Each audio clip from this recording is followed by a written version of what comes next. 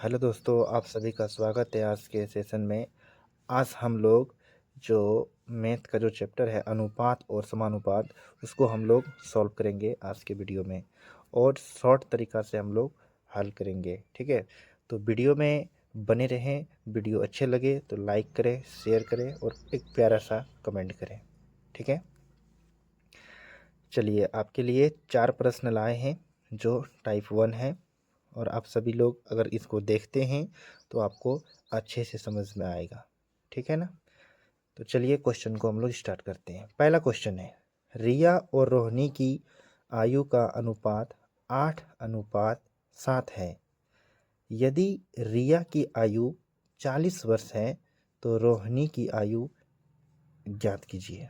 ठीक है ना, तो इसको हम लोग हल करते हैं। ठीक है, रेशियो मेथड से। जैसे रिया और रोहिणी है तो हम लोग लिख देना है, यहाँ लिख लेंगे रिया और रोहिणी की आयु, यानी एक है रिया और एक है रोहिणी, है ना। इन दोनों आयु का जो अनुपात है वो कितना है, 8:7 है। ठीक है, और साथ में रिया की जो आयु है, यानी रिया, इसकी आयु कितना दिया है, 40 वर्ष। तो हम लिख सकते हैं कि ये कितना है, इसका मान कितना दे दिया है, यानी 40। यानी यहाँ से देखिए 8 किसके बराबर है, 8 यूनिट किसके बराबर, 40 के। तो यहाँ से 1 का मान निकालेंगे तो कितना हो जाएगा, 8 पंचे 40 यानी 5। यानी ये 8 पंचे 40 है, कितना का मल्टीपल है, तो 5, है ना। 8 पंचे 40, तो रोहिणी की आयु कितना हो जाएगा। तो उसी प्रकार हम ये 8 का 5 गुना 40 हुआ, तो इसको भी कितना से गुना कर देना है, 5 से, है ना। तो 7 पचे कितना हो जाएगा, 35, क्योंकि दोनों क्या होना चाहिए, समान होना चाहिए। अगर ये 5 गुना है तो ये भी कितना होगा, 5 गुना, यानी जो रोहिणी की आयु है वो कितना हो जाएगा, 35 वर्ष। ठीक है, चलिए अब क्वेश्चन नंबर हम लोग 2 को देखते हैं, है ना। क्वेश्चन नंबर 2, इसको पढ़िए आप लोग। P और Q की आयु का अनुपात 7:11 है। यदि P की आयु 42 वर्ष है तो Q की आयु ज्ञात कीजिए। ठीक है ना, यहाँ पे क्या दिया है, तो P और Q के आयु का अनुपात, यानी P और Q, इन दोनों आयु के जो अनुपात है वो कितना है, 7:11 है। ठीक है, तो यहाँ बोला है P की आयु 42 वर्ष है, यानी ये कितना है, ये 7 किसके बराबर है, 42 के बराबर है। कि 7 का कितना गुना है ये, तो लिख सकते हैं ना, ये 6 गुना है ना।